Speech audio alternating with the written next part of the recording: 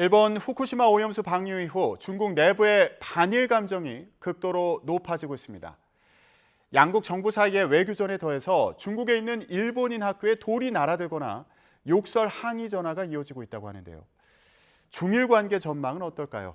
전문가와 얘기 나눠보는 시간 마련했습니다. 강준영 한국외대 국제지역대학원 교수 모셨습니다. 안녕하십니까? 네, 안녕하세요. 네. 자, 중국 내부의 반일 감정이 높아지는 모습인데 일본인 학교에 달걀이 날아들었다, 네. 돌이 날아들었다, 네. 이런 얘기가 전해지고 있습니다. 혹시 주변에 계신 중국 분들에게 현재 얘기를 좀 들어보셨나요? 글쎄요, 이런 분위기는 요즘 이제 저희도 TV나 이런 것들 SNS가 많이 노출이 돼 있으니까 이미 많이 나오고 있고, 어쨌든 이번에 중국 사람들은 일본의 이 방류에 대해서 굉장한 우려와 그다음에 사실 기분이 굉장히 나쁜 거죠. 왜 그러냐면 이 중국 정부는 이전부터 이 얘기를 해왔어요. 일본이 방류 계획을 이미 갑자기 얘기한 건 아니고 올해 7월 4일에 이제 IAEA 보고서가 나와서 방류를 한 거지만 이미 2021년에 유엔 해양법 회의에서 이거는 과학적으로 증명도 안 된 거고 일본이 그냥 괜찮다고 그러는 거 아니냐. 그러면 그게 과학적으로 정말 증명이 되는 건지 우리한테 얘기를 해주고, 예. 그다음에 주변국에 영향을 끼칠 수밖에 없으니 주변국과도 충분히 협의하는 게 맞는 거다라는 예. 얘기를 계속 해왔습니다. 그 분명히 맞는 말이죠. 그런데 그 이후에 이제 일본이 지난 7월 22일에 일본의 그 외교부 국장과 중국이 만났어요. 만나가지고 이 오염수 처리 문제 얘기를 했는데 중국이 아니 다 정해놓고 와서 얘기하면 어떡하냐. 사전에 협의가 그렇지. 부족했다고 얘기하는 할 건지 안 할 건지를 얘기를 해야지. 우리는 할 거니까. 우리 말 들어라. 어제 네. 사실 기시다 총리도 긴급 기자회견을 하면서 전문가 토론을 제안했거든요. 근데 중국의 입장은 전문가 토론을 제안하는 건 우리께 문제가 없으니 전문가끼리 만나자는 거 아니냐. 예. 이렇게 받아들인단 말이죠. 이게 해야 되느냐 안 해야 되느냐 단계를 뛰어넘었다는 거죠. 그렇기 때문에 이미 그런 부분들이 많은 중국 사람들한테 알려진 거죠. 그러니까 일본은 또 우리를 깔보고 또 이런 식으로 자기네가 하고 싶은 대로 하는구나 라는 생각을 하고 있는 것 같습니다. 그러니까 그리고 또 이게 먹거리와 관련이 되는 거기 때문에 중국인들이 또 중국 정부도 중국인의 건강과 안전에 관한 문제다. 그리고 중국은 이 오염이나 이런 데 대해서 굉장히 민감하거든요. 예. 그러니까 이런 부분들에 대해서 강경 반응을 하는 것 같습니다. 예. 저희가 그 현지 화면을 계속 보여드리고 있는데 영사관 근처에 일본인을 경멸하는 그런 맞습니다. 글귀가 적혀 있기도 하다고 그러고, 또 중국인들이 시내에서 일본인을 비판하는 구호를 외치는 모습을 보기도 했거든요. 예. 이게 이전에도 이런 사례가 있었습니까? 옛날에도 몇 번 있기는 했습니다. 예를 들어서 2006년도에 아시안컵 축구 대회 할 때 일본이 좀 더티 플레이를 했다. 이래서 갑자기 이제 중국 사람들이 상하이 시내에 있는 일본 음식점들을 다 파괴하고 그때도 모여서 했죠. 그런데 이제 사실 아시다시피 중국은 집회라든가 이런 게 쉽지 않습니다. 그러니까요. 지금도 화면을 보면은 이렇게 모여서 그런 행동을 하는 게 좀 어려울 것 같은데. 그렇습니다. 중국 정부가 일부 용인하는 게 있는 거죠. 왜냐하면 그런 것까지 막으면 사실 중국인들도 좀 나름대로 아니 이건 우리의 정당한 권리를 얘기하는 건데 왜 그러느냐. 특히 먹거리에 대해서. 또 결정적으로는 이제 2010년에 센가쿠 열도 파동, 그다음에 히토류 사태 이런 게 사실 중일 갈등이 쭉 이어져 왔었고 이 중국인들이 특히 이런 민생에 관한 얘기들은 할 수밖에 없는 거고 중국 정부도 그거는 약간 또 용인하는 면이 있죠. 게다가 잘 아시겠습니다만은 얼마 전에 한미일 정상회의가 열렸죠. 그리고 이제 미국과 일본이 중국을 직접 거명하면서 국제 규범을 해치는 국가다라고 이렇게 지적을 했단 말이죠. 그런데 오히려 중국 입장에서 보면 일본이야말로 이렇게 정상적인 원전수가 아니고 사고 원전에 오염수를 이렇게 국제사회와 협의 없이 해양으로 배출하는 첫 번째 사례다 이게. 그러니까 우리는 도저히 받아들일 수 없다라는 게 예. 일관된 입장인 거거든요. 그러니까 그런 면에서 중국인들의 이런 집단 항의라든지 이런 것들은 일부 관용적으로 보는 면이 있는 것 같습니다. 방관하는 측면도 그렇습니다. 있는 것 같다. 네. 그러면 지금 이런 상황이 계속 이어질까요?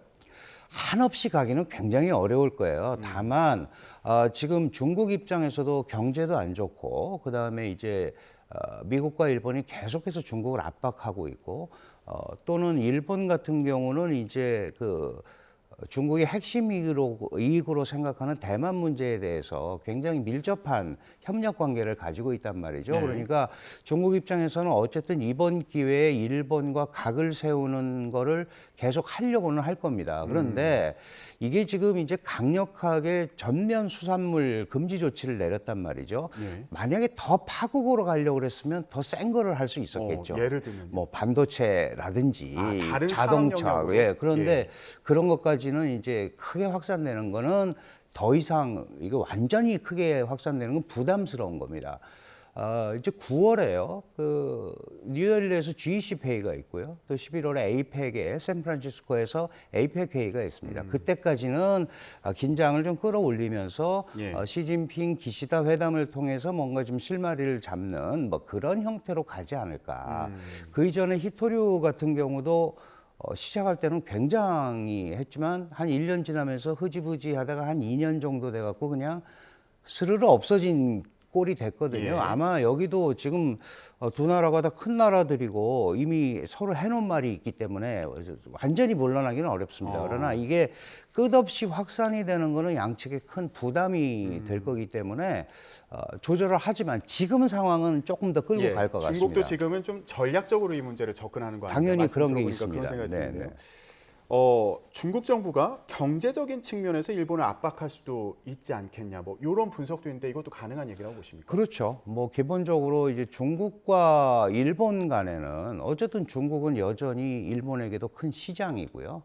지금 이제 수산물 같은 것도 대표적으로 일본 어민들한테는 큰 충격을 주는 거거든요. 왜냐하면 일본 어민들 수산물의 약 40%가 홍콩을 포함해서 중국으로 수출이 됩니다. 그게 예. 지금 딱 그치면 약 1조 3천억 원 정도의 소위 수산물 수입이 금지가 되는 거죠. 예. 그러면 이런 것들이 계속해서 복잡해지면 다른 부분도 카드로 쓸 수가 있는데 지금 아시다시피 중국 경제가 굉장히 안 좋아요. 사실 그래서 중국 내부에서도 이렇게 일본 수산물 수입 금지를 하면 이게 오히려 지금 그렇지 않아도 소비가 안 좋은데 중국 내부의 소비 분위기에 또 거꾸로 찬물을 끼얹는 이런 역효과가 날 수도 있다고 그러기 때문에 예. 중국도 지금 그 부분에 대해서는 어디까지 이 수위를 해야 될지 고민을 하고 있는 것 같습니다. 중국도 좀 고민을 하고 있는 걸로 보인다. 네. 그렇다면은 중국과 일본 사이에 이 문제를 좀 어떻게 해결해 나갈지 이것도 네, 관심인데 그러면 언제쯤 어떤 네. 방식이 될 걸로 보세요? 지금 이제 일단은 긴장 상태를 최대한 올려야 되는 상황이고요. 그거는 이제 중국 입장에서는 국민들의 건강과 안전을 지킨다는 입장에서 분명히 국가가 나서서 이걸 해결한다는 메시지를 보여줘야 되는 거고. 예, 그건 이제 내부를 향한 메시지가 그렇죠. 되겠군요. 그다음에 이제 일본 같은 경우도 지금 사실은 이런 해외에서의 극렬한 반응이 오면 일본 어민들이 굉장히 당황합니다. 아니 우리는 일본 정부를 믿고 정부가 다 설득한다고 그랬는데 결국 설득이 안 된 거 아니냐. 그러면 이제 서로 이게 굉장히 꼬이는 거죠. 일본도 이제 중의원 선거를 또 앞두고 있고 이런 상황이니까 이게 갑자기 누가 하나가 뒤로 확 빠지기는 어렵습니다. 그래서 아까 제가 말씀드린 대로 일단은 긴장을 자신들의 주장을 끌고 가다가 예. 9월 이거는 너무 좀 촉급하죠. 가까워 보이네요. 예, 그 예. 뉴델리에서 하는 G20 회의는 그러면 물밑 교섭을 좀 통해서 11월에 열리는 샌프란시스코 에이펙 정상회의 때 이제 방향을 좀 잡아갈 수 있지 않을까 보이는데 물론 이제 중간에 또 아주 다양한 복합적인 요인들이 많이 발생하게 돼 있기 때문에 단언을 할 수는 없습니다만은 예. 이 두 나라가 이걸 계속 이렇게 끌고 가는 건 양측에 서로 부담이 될 수밖에 없다 이렇게 봐야겠죠. 에이펙 정상회의가 11월 달에 네. 있더라고요. 그러니까 네. 한 연말쯤까지는 조금 이런 상황이 그렇습니다. 이어질 수도 있겠다. 네. 이런 전망을 하고 물러서기 계시군요. 어렵죠. 예. 자, 근데 중국이 이렇게 일본의 강경한 태도를 보이는 게 미국을 향한 메시지도 있다. 이런 분석도 있다. 예, 이건 어떻게 당연히 보세요? 그렇습니다. 지금 이제 전체 그 동북아시아, 동아시아의 판세를 보면 어쨌든 미국과 일본이 연합해서 중국을 견제하는 형태를 보이고 있거든요. 어제 왕원빈 그 중국 외교부 대변인이 이런 말을 했어요. 예. 우리가 일본에 대해서 수산물 금지 조치를 했는데 사실은 지난번 한미일 3국 캠프 데이비드 정상회의에서 미국이 일본의 방류 계획이 적절하다고 얘기를 했단 말이죠. 바이든 대통령이. 그런데도 불구하고 어제 왕원빈 중국 외교부 대변인 말에 의하면 상반기에 말은 그렇게 했는데 일본산 농수산물 수입액을 5,700만 불이나 줄였더라. 그러면 결국 미국도 걱정하고 있는 거 아니냐.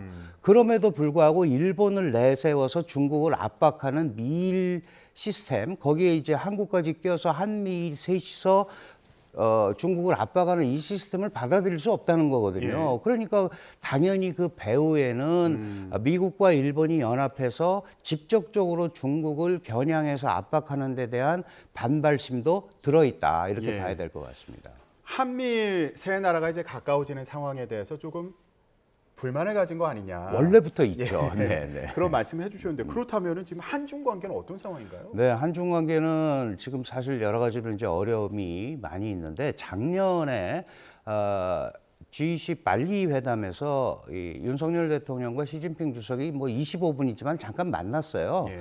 만나가지고 서로 뭐 중요한 국가다. 우리가 고위급 대화도 해보자. 그런데 그게 벌써 작년 11월인데 지금까지 진전이 없거든요. 그러면 중국 입장에서 보면 한국을 그냥 놔두면 결국 한미동맹이 강화되고 한미일 삼각 공조 협력이 강화될 거기 때문에 네. 그건 중국이 바라는 게 아닙니다. 그러면 결국은 한중 간에도 뭔가 소통의 필요가 있다. 우리도 그런 생각을 좀 하고 있고요. 그건 왜 그러냐 하면 한국의 가장 큰 문제인 북핵으로부터의 안보 위협 이 부분을 한미동맹이나 한미일 삼각공조로 처리하고 그다음에 중국과의 안정적인 관계를 가져가자는 게 윤석열 정부의 생각이니까 그런 점에서 뭔가 물밑 소통이 이루어지는 지금 상황이고 그게 이제 우리도 똑같이 서로 방문해서 하기는 굉장히 어렵습니다. 부담이 크기 때문에 예. 단독 회담은 어렵고 해외에서의 이런 다자 무대에서 양자회담 정도는 뉴델리라든지 혹은 이 샌프란시스코 정도에서는 가능하지 않을까. 그런데 성과가 있어야 돼요. 성과라는 게 작년에 뉴델리에서 서로 고위급 교류를 하자, 예. 전략 대화도 하자라고 했으니까 그런 거에 대한 방향성은 좀 잡고 만나야겠죠. 네. 지금 말씀하신 게 이제 9월에 있는 인도에서 열리는 G20, 예, 그렇습니다. 예, 그리고 11월 달에 샌프란시스코에서 열리는 에이펙 정상회의. 그렇습니다. 네. 이런 자리를 통해서 좀 한중 관계를 더 원활하게 만드는 그런 노력이 그렇습니다. 필요하다. 그런데 네. 그 전에 좀 의제를 조율할 필요가 있다. 당연히 물밑 그렇습니다. 접촉 계속 네, 해야 된다 이런 네. 말씀이셨는데, 자 오염수 방류와 관련해서도 우리 그 나라에서도 일본 오염수 논란이 있는 상황에서 중국 원전의 그 배출수 문제도 같이 다뤄야 된다 이렇게 말씀하셨더라고요. 이건 무슨 얘기입니까? 네, 그 사실은 이제 지금 중국의 원전이 탄소 중립을 중국도 선언을 했고요. 2060년까지 하자고 그래서 지금 이제 주로 우리를 마주보고 있는 우리 서해에 저쪽 중국 연해 지역에 이미 55기가 가동을 하고 있고요. 23기가 현재 건설 중입니다. 예. 그리고 앞으로 계획 중인 게 또 뭐 40몇 기가 돼가지고 거의 90몇 기가 지금 있거든요. 예. 그러면 이거는 좀 후쿠시마는 배출을 하면 저 뒤로 돌아서 태평양을 갔다가 오니까 시간이 걸리지만 만약에 중국에서 문제가 생기면 그건 바로 우리 서해로 해서 한국에 직접 영향을 끼치게 된단 말이에요. 근데 지금 이제 일부 통계에 의하면 뭐 100% 확인된 건 아니지만 일본이 처리해서 내보내는 오염수보다 일반 배출수가 삼중소소가 더 많다. 그런데 거기에 대해서는 우리가 아직까지 주의를 안 하고 있다. 그러니까 이런 기회에 중국의 이런 원전 배출수 물론 사고 나서 뭐 보내는 건 아니지만 그런 거부터도 안정적으로 관리를 해야 되지 않냐. 그러면 사실은 한중일 삼국 이 규제위원회가 있어요. 그런데 그게 형식적이거든요. 서로 찔리는 것들이 많아서 얘기를 예. 잘 못하는데 그런 거를 통해서 뭔가 좀 국민 불안을 좀 해소해 줄 수 있는 예. 그런 메커니즘을 만들어가는 게 이번 그 오염수 사태를 보면서 우리 정부가 더 신경 써야 되는 거 아닌가 하는 그런 생각도 예. 듭니다. 네. 중국 원전 배출수에 대한 우려의 목소리도 계속 나오고 있는 만큼 네, 네. 이 문제에 대해서 좀 논의할 공식적인 채널을 좀 그렇습니다. 유지해야 된다, 네. 활성화해야 네. 된다. 네. 지금 근데 제대로 안 되고 있다는 말씀이시거든요. 그게 서로 셋이서 모이는 그 협의체가 있는데 거기에서도 각자 얘기만 하고 많은 거예요. 그런데 예. 이제 이렇게 오염수 문제 같은 것들이 결국 국제 문제가 되고 그 주변국에 영향을 끼치는 문제가 되기 때문에 이제 이런 문제를 보다 원초적으로 해결하는 그런 이 시스템을 한중일 세 나라는 적어도 갖추는 게 중요하다 이런 생각이 드는 거죠. 지금 일본 오염수 문제가 이제 중국에서도 이거에 대해서 불만을 갖고 있는 상황이니까 이걸 기회로 해서 한번 중국의 원전 배출수 문제도 좀 얘기해 보자. 네, 이런 왜냐하면 논의장을 만들어 보자. 이렇게 그렇습니다. 제안을 할 수도 있겠다는 말씀을 우리한테 드리네요. 직접 영향이 오기 때문에 그렇습니다. 예, 네. 알겠습니다. 일본 오염수 방류와 관련한 한일 갈등 그리고 최근 한중 관계에 대해서도 짚어봤습니다. 지금까지 강준영 한국외대 국제지역대학원 교수였습니다. 말씀 고맙습니다. 감사합니다.